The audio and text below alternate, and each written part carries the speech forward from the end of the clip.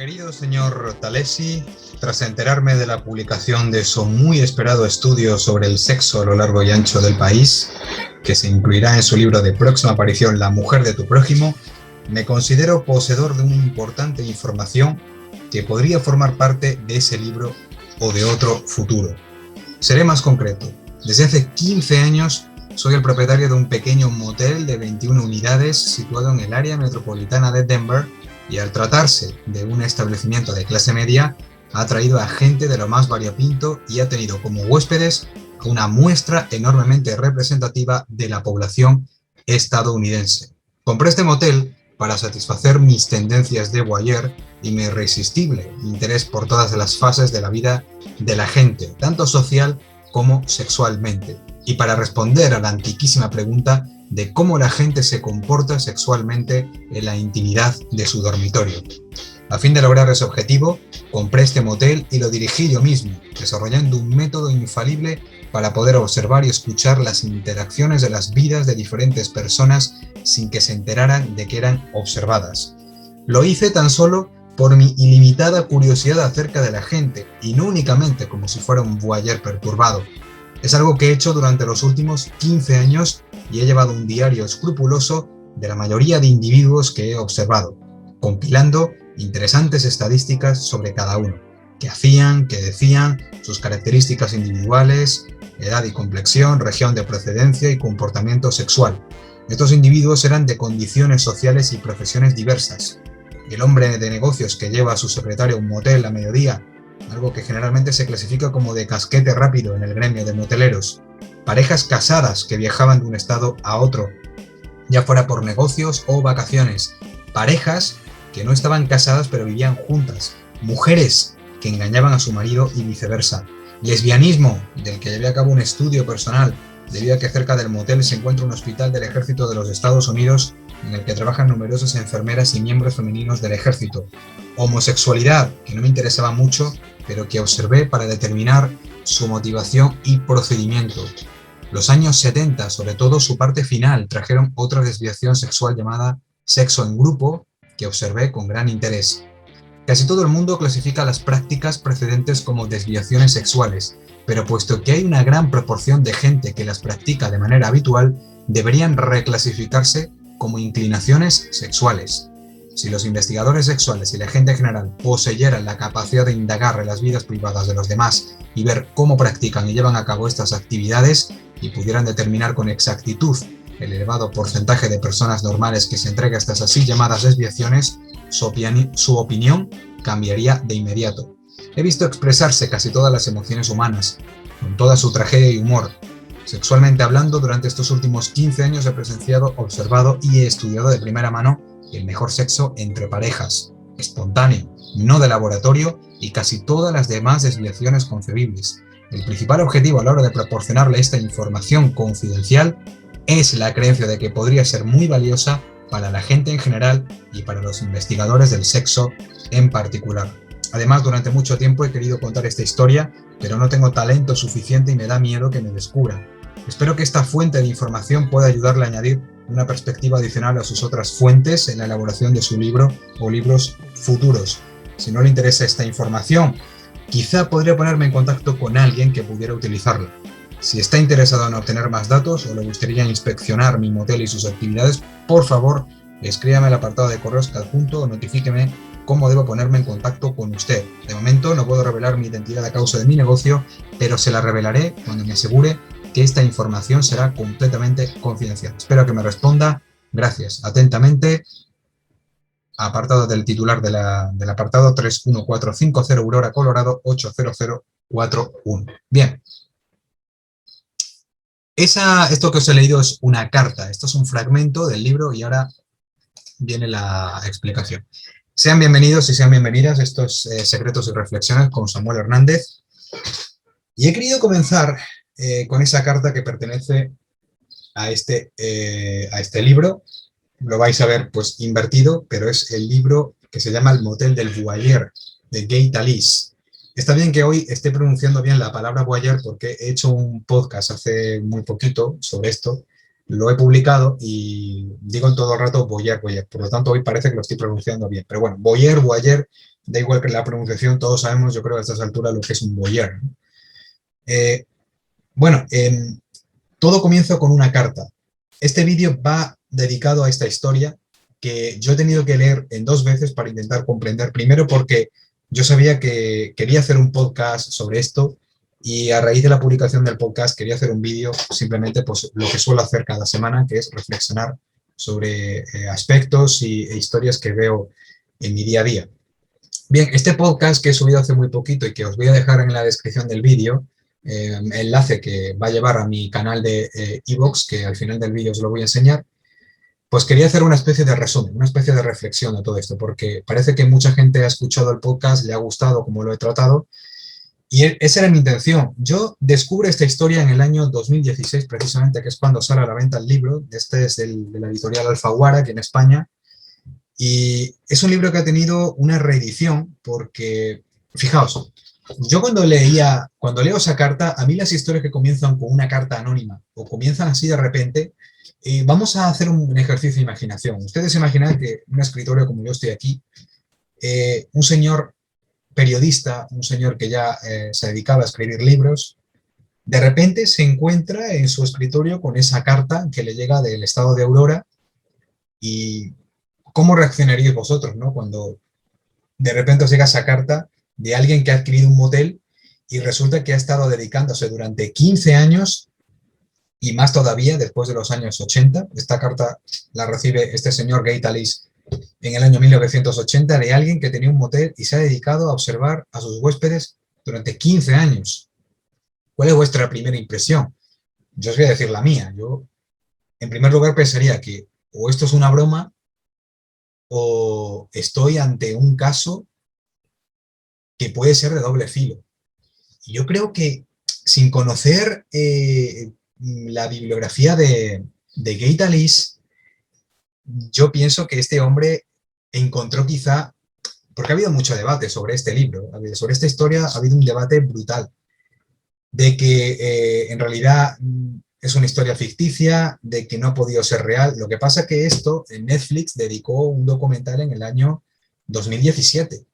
Entonces, cuando tú creas un documental, yo cuando leía el libro, yo me echaba las manos a la cabeza, ¿no? O sea, que este señor, el susodicho voyeur, que se llama Gerald Fuchs, que ahora os voy a enseñar alguna fotografía de parte del libro, que este señor se haya dedicado tanto tiempo a observar a sus huéspedes simplemente por una afición que él tiene.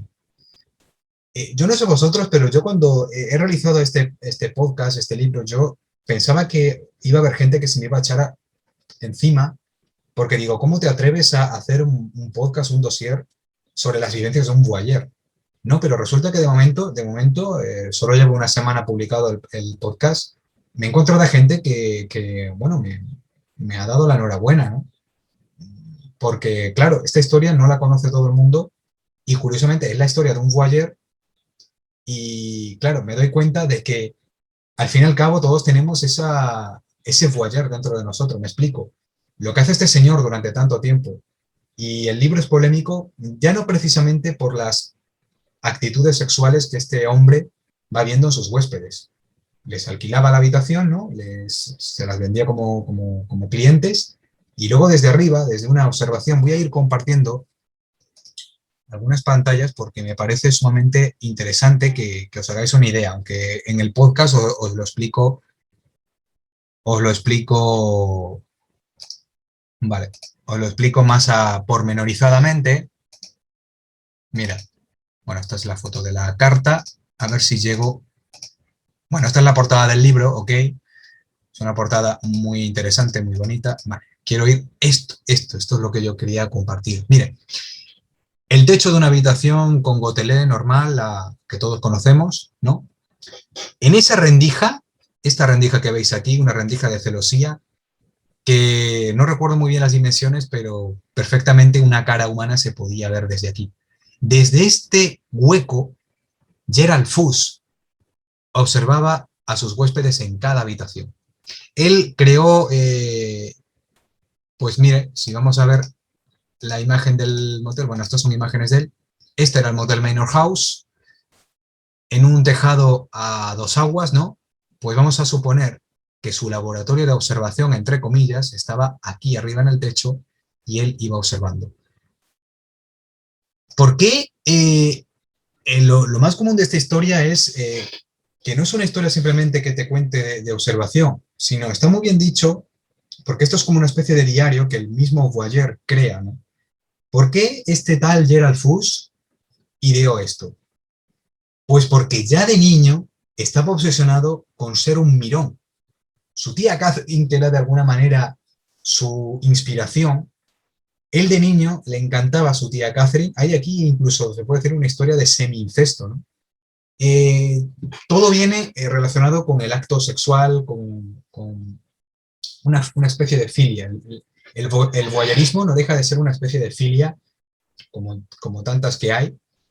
Y claro, este hombre llega a tal punto de obsesión con el tema del voyerismo y con la obsesión de su tía Catherine, que cuando consigue desarrollar ese motel, es como que pudo lograr un sueño placentero, ese sueño placentero de poder observar a la gente, de poder observarles el acto sexual, pero también incluso hacer un estudio sociológico.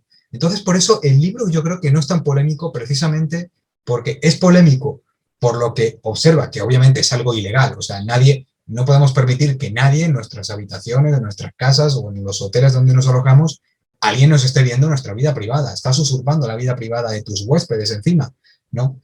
Ya no solo es la parte ilegal, sino que él se dedicó a desarrollar como un estudio sociológico en el que simplemente observando cómo actuaba la gente que se alojaba, en su mayoría parejas, porque los moteles de Estados Unidos eran pues eso, lo que ha dicho, me gusta entre comillas el motel de casquete rápido, el motel en el que solamente pasaban parejas una noche, pues que mejor pasaban o querían.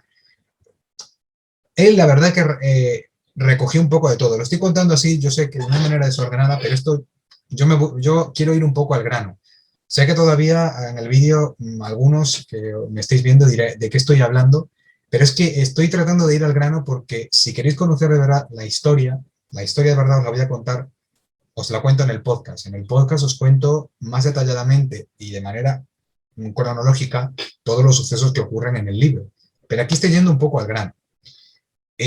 Una especie de reflexión, porque yo al leer el libro, esta historia dos veces, tú piensas, wow, Gerald Fuchs dice, creo que soy el voyeur más grande del mundo.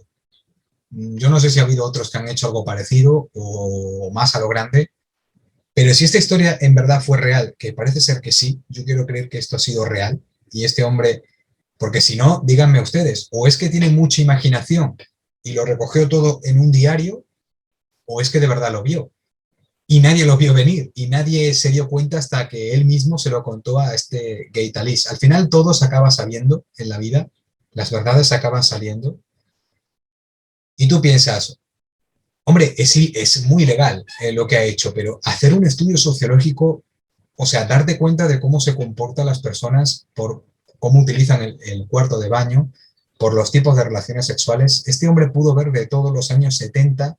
Además, le tocó esa época, ¿no? Esa década en el que ya el amor comenzaba de una manera libre, el sexo libre, el amor libre. El movimiento hippie había abierto muchas mentes en ese sentido. Estaba también la guerra de Vietnam, en ese Estados Unidos en el que, bueno, todavía el sexo interracial no estaba bien visto. Era como una brecha, ¿no? Los años 70, ya los años 60 un poco el aperturismo, pero los años 70 ya fue como un punto de inflexión de manera histórica en los Estados Unidos, por muchas cosas, ¿no? A raíz ya de la llegada del hombre a la luna en 1969 ya era como un nuevo cambio de ciclo, ¿no? Era una década, tuvo que ser apasionante, la multitud de cambios y de acontecimientos que tuvo esa década, y a él yo creo que le tocó la década perfecta, porque pudo ver eso. Gerald Fuchs pudo observar todos esos cambios de la mentalidad del americano medio, bueno, cómo se rompían los establishment, ¿no? Todo lo establecido antes, porque él precisamente, que era un hombre que estaba casado con su esposa Donna, que era cómplice de todo esto, Donna, su esposa, le permitía realizar esos actos de observación. Además, él llega a decir en el libro que incluso se excitaba tanto cuando veía a sus huéspedes en su intimidad, que hasta realizaba el acto sexual con su mujer mismamente desde ese laboratorio de observación. Hay casos en los que te echas las manos, ya no solo que te echas las manos a la cabeza, sino que te ríes, ¿no? Por ejemplo, cuando él utilizaba las mascotas un poco como experimento, ¿no? Las mascotas tienen ese sexto sentido especial en el que ladraban hacia esa rejilla de observación porque algo notaban, oye, los perros notan siempre ese, ya no solo por el olor, sino también la vista, el oído que tienen, y algo notaban ahí a través de esa rejilla. O como aquella vez, esto sí que me pareció curioso, un experimento psíquico. Por eso os digo que este hombre, yo creo que fue demasiado listo o inteligente a la hora de realizar su experimento. Ya no solo era un depravado, que lo era un depravado sexual, porque bueno, observó todo tipo de cosas ilegales dentro de sus habitaciones y él haciendo el acto ilegal, sino que era una persona inteligente en el sentido de que voy a ir un poco más a ello. Y uno de los casos que él cuenta sí que me llamó poderosamente la atención, que es un experimento psíquico, él observando desde la rejilla de observación, desde la plataforma, y había una chica que estaba en la cama estirancada, pues leyendo el libro, estaba leyendo un libro, la chica, ¿no? Y de repente él estaba en la rejilla como diciendo, voy a intentar hacer un experimento telepático, digo, voy a intentar que esta mujer me observe. Le voy a decir con la mente, mírame, mírame, mira arriba, imaginaos, ¿no? Y la chica leyendo el libro, y esto que hacemos muchas veces, ¿no? Que es como pensando las musarañas, ¿no? Que se dice así el refrán. Estamos leyendo y estamos pensando, y de repente fijamos nuestra mirada en un punto, mínimamente del techo o de nuestra mirada, de nuestra panorámica, no, pero esta chica en el libro y se ponía a mirar hacia arriba y él se quedaba así en guardia como diciendo, wow, estoy consiguiendo ese experimento telepático. Eso a mí sí que me llama poderosamente la atención. Además, él decía que digo, esto fue, comúnmente ocurre cuando las personas, es después de masturbarse. Supuestamente esa chica se había masturbado y parecía ¿cómo decirlo? Como que la agudeza telepática o visual la tenía más, por así decirlo, mmm, más abierta. Vamos a decirlo así. No encuentro las palabras exactas ni él lo define de otra manera, pero entonces, ¿qué pensáis vosotros, no? ¿Qué pensáis sobre el voyeurismo, del voyeur? Yo no lo sé, pero creo que le doy la razón ayer al FUS en una parte y es en la de que todos tenemos dentro ese punto voyeurístico. Uno puede pensar, bueno, a mí no me va eso. No, sí, a mí tampoco me va. Yo creo que el ser un voyeur creo que es algo que tiene que ver con una filia, tiene que ver con un aspecto que a veces depende de cómo tú quieras llevarlo. Pero, claro, si tenéis que pensar, si nos interesa tanto esta historia, es porque en verdad nos interesa saber qué es lo que vio el voyeur. Y eso es una actitud voyeurística innata que tenemos dentro, que obviamente yo si fuera el dueño de un motel, obviamente yo no haría lo que ha hecho este hombre. Pero que lo haya hecho una persona ya nos pone con esa curiosidad de decir, oye, ¿y qué es lo que vio? ¿Y qué es lo que recogió? ¿Me entendéis un poco lo que os digo? Porque además este hombre que yo creo que era también un poco maniático, y era el Fus, era un ser maniático, se agobiaba cuando entraba en sitios públicos y veía cámaras. Fijaos en la paradoja, ¿no? Un hombre que se agobiaba cuando en un sitio público había cámaras, era muy crítico con el sistema de vigilancia en el que pertenecemos, y luego él, desde su motel, observaba a sus huéspedes. Voy a compartir algunas imágenes para que le pongáis cara, porque lo bonito de estar aquí en YouTube es compartir la imagen. Este es Gerald Fus. Ahora está bastante cambiado. En el documental de Netflix del año 2017, pues le podréis ver en el aspecto actual. Creo que sigue vivo a fecha de hoy. Creo que seguirá vivo. De momento yo no me he enterado de ninguna noticia. Este es Gerald en el año 1982, después de enviar la carta. Aquí veis algunas imágenes. Un personaje, todo un personaje, sí. Aquí está la recepción de su motel. Un tipo pasado de jugador de fútbol americano, luego estuvo en los SEALs, en la Armada, ¿vale? Aquí lo tenemos, ya en su segundo motel. Claro, aquí es donde viene la polémica. La polémica, esta es su segunda esposa, Anita, su primera esposa, Donna, falleció muy pronto, se quedó viudo y, bueno, pues al poco tiempo su esposa, Anita, esto es curioso, porque Podemos pensar, oye, el ser un voyeur es cosa de una persona de un depravado soltero. No, no, este hombre tenía a su mujer, Donna, y le respaldaba en esto. Y su segunda esposa también lo respaldaba con esto. Entonces, era un hombre que no estaba solo. No estaba solo en este entramado, en este especie de experimento de observación. No lo hizo solo. Y eso me llama poderosamente la atención. Ahora, ¿por qué la historia del motel del Boyer es polémico? Ya no solo por eso. De todo lo que vio, él llega a ver un asesinato y esto Gay Talis, como hombre ya curtido en 1000 batallas, en 1000 historias, un hombre ya entrado en años, ese típico periodista que le gusta ir bien vestido, con traje, con sombrero, un hombre recatado, un hombre ya entrado en años, estamos hablando de un personaje de 90 y tantos años, creo que tiene ya Kate Alice. Yo ya os digo que no soy fanático de sus libros, de sus historias, este es el único que he leído, pero allí en los Estados Unidos tiene mucha fama por su manera de investigar, por su escritura de no ficción, como él la cataloga, y de repente este hombre, claro, empieza a pensar, y eso lo dice él en el documental, empieza a pensar y dice, bueno, el libro también lo cuenta, de manera indirecta me he visto implicado en un asesinato, porque Gerald Fuchs, de todo lo que observa, una pareja de jóvenes que se alojan en una habitación, pues él hizo lo que tenía que hacer de darles la habitación y digo, ahora me voy a poner a observar atentamente qué es lo que hacían.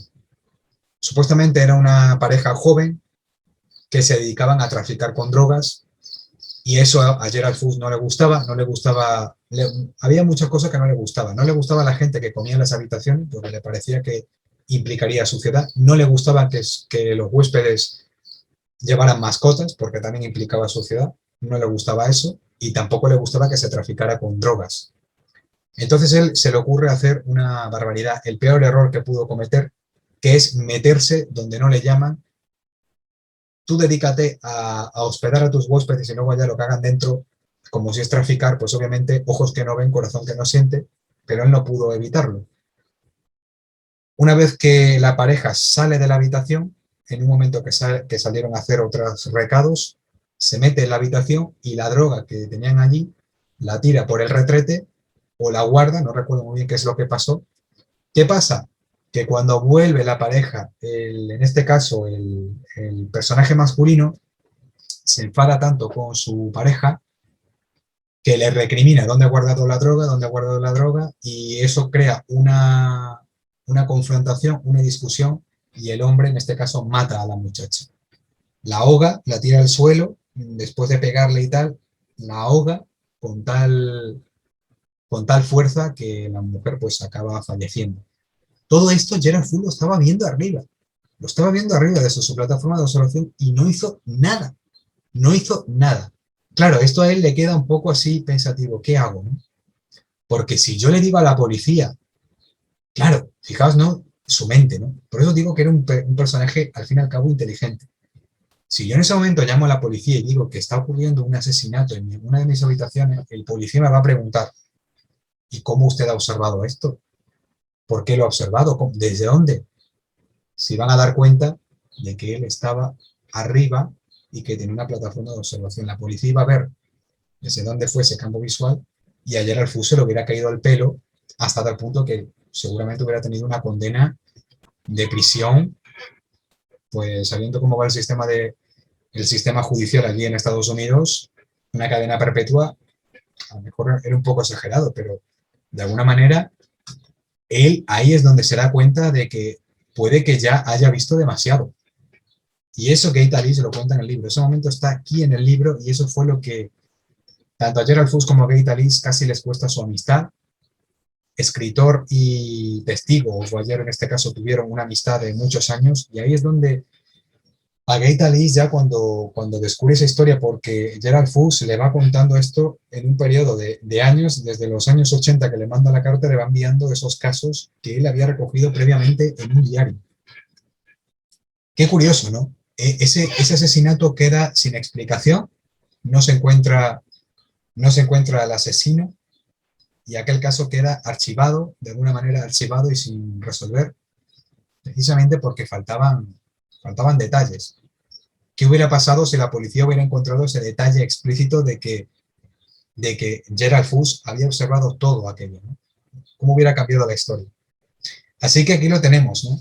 El libro está lleno de reflexiones, no quiero hacer esto muy largo, porque está lleno de reflexiones muy interesantes, por eso os digo que os recomendaría que lo leyeseis y luego que vieseis el documental de Netflix del año 2017, porque os vais a dar cuenta de que es un personaje que, aparte de ser un depravado, porque tú no te puedes dedicar desde un motel a hacerlo, pero nadie lo ha hecho, ¿no? Que sepamos hasta el día de hoy, nadie lo ha hecho más que este hombre.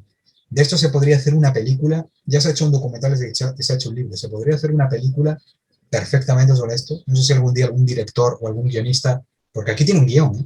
Aquí hay guión para rato para una película.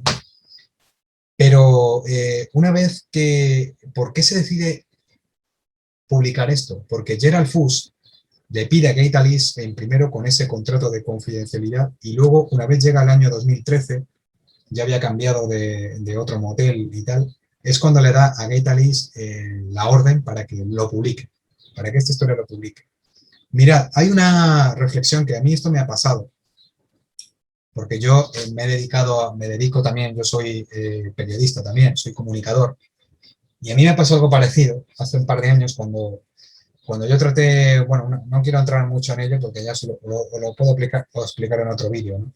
Yo me encontré con un caso de un testigo OVNI y yo lo llevé a Cuarto Milenio, el programa Cuarto Milenio, y pasó que, claro, un comunicador, un periodista busca historias, en este caso, para plasmar, ¿no?, de una manera profesional, de una manera ética y de una manera contrastada la historia, porque nos gusta que algún medio de comunicación le podemos vender la historia a un medio de comunicación. El periodista hace eso. El periodista, ya sea para un libro, para un periódico, para una televisión, para una radio, trata de buscar historias, de buscar reportajes para vendérselas a ese medio y de alguna manera somos vendedores de historias. Pero historias, yo en mi caso, quiero buscar historias verídicas. No inventarme nada, utilizar el código deontológico en el periodismo y ser un profesional a la hora de contarlo, sin inventarme absolutamente nada. Pero cuando confiamos en un testigo en concreto, como le pasó a Gate Alice, por eso yo a Gate Alice lo entiendo de una manera, cuando tú confías plenamente en ese testigo, en lo que te cuenta, en lo que te manda por escrito y tal y cual, claro, confías tanto en el que piensas, ¿y si el testigo no está siendo lo verdaderamente honesto conmigo? ¿Y si se está inventando alguna cosa solamente para lograr fama? O simplemente por dar a conocer esta historia, porque claro, aquí sale perdiendo tanto el periodista como el testigo. Y aquí Gate Alice, en el documental lo cuenta, de que está a punto de perder toda su carrera precisamente, ya no solo porque él cuenta el asesinato que Gerald Fuchs lo ve en su motel, sino porque al final se acaba descubriendo que hay un error de fechas y todo el trabajo de Gate Alice de que Gerald Fuchs había sido el dueño y tal, había un error, claro, en este libro lo cuenta, aquí al final se cuenta, precisamente porque esto es una edición revisada, y aquí al final lo que ocurre es que había un problema de fechas que yo lo cuento, casi al final lo cuento y en otra sección de radio donde hablé del tema lo cuento, ¿no? Lo conté sobre, el problema era que Gerald Fuchs dice haber obtenido el motel en los años 70, pero resulta que él no era el dueño, que el dueño era otro y que él de alguna manera estaba de alquiler. Pero al final, aquí en este momento, sobre el autor, aquí en este parrafito, es donde explica todo. Por eso esta edición fue revisada, porque él de alguna manera, cuando publica el libro, lo publica de una manera y luego tiene que haber una reedición para explicar ese detalle, porque ya empezaron proliferar, perdón, todos los reportajes sobre este caso de que se habían confundido en fechas, de que Gate Alice había mentido, en fin, y eso casi le cuesta la amistad entre ellos y casi se carga la carrera de Gate Alice. Él decía, oye, que yo tengo una carrera muy longeva y al final por un libro que es polémico y por un dato, toda mi carrera de periodista se va al garete. Así que eso lo cuenta precisamente, yo creo que el documental de Netflix el de 2017 está, además, gira en torno a esa polémica en concreto. Por eso os digo que como conclusión os puedo decir, para no hacer esto muy largo, simplemente para hacerlo de promoción, porque os voy a recomendar ahora mi podcast en iVoox y esto dedicarlo como reflexión, pues sí os puedo decir que es muy complicado cuando un periodista confía en un testigo en concreto, porque tú confías en su palabra, pero a veces el testigo, quizá por una situación de ego o por una situación de confusión, te puede mentir en un dato y el reportaje o el libro en cuestión se te puede ir al garete. Y fijaos, le pasa a Gay Talis, le pasa a Gay Talis, que era un hombre experimentado, le puede pasar a cualquiera, no simplemente le pasa a un novato, esto no fue un error de novato, esto fue un error de que confíes en la palabra de una persona y al final puede que te la cuele. Y da igual que sea un voyeur como sea una persona normal. Si alguien quiere mentirte y te vende la historia, tú acabas siendo cómplice de ello. Entonces, Gay Talis acaba siendo cómplice ya no solo del asesinato de esta historia, sino también en parte de cada situación que ve el voyeur de manera ilegal desde su plataforma de observación. Y ahora yo les planteo la pregunta, ¿ustedes qué harían? Ustedes si fuesen el voyeur, ¿qué harían? En cada caso, ya no os digo solo del asesinato. ¿Tratarían de contarlo? ¿Se lo quedarían para ustedes? ¿Qué opinan de los voyeurs? ¿Qué opinan del voyeurismo? Bueno, pues ahí les dejo las preguntas y voy a hacer el último pantallazo que os quería compartir. Va a ser sobre, a ver si encuentro la página, bueno, pues para que veáis un poco qué es lo que hago. Bueno, a ver, no encuentro mostrar toda la venta. Vale, de acuerdo. Sí, está aquí. Bueno, pues este es mi podcast de iVoox, El secreto de la caverna. Esto es lo que yo hago. Esto es lo que vengo haciendo yo los últimos años. Hago podcast, aquí emito mis secciones de radio de Canal Extremadura y aquí es donde está este podcast llamado La historia del voyeur Gerald Fus y su motel. Así que aquí está la recomendación, aquí es donde está toda la historia completa y como siempre os doy mil gracias.